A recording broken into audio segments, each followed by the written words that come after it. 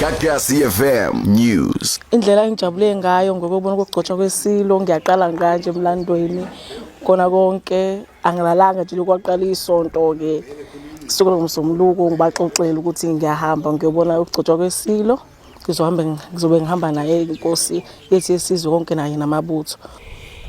Usuku lakusasa usuku oluyingqophamlando kakhulu kuthina esiqala noku-experience empilweni yethu.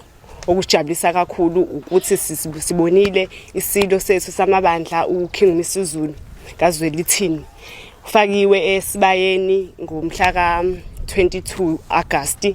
Sasibuka kumabona kude kwajabulisa lokho ngoba sasiqala ukubona thina empilweni yethu selokhu sazalwa.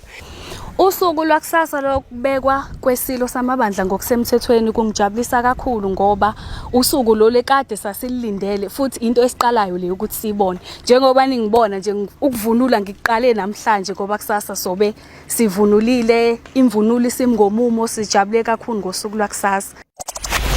Gagasi Fm News.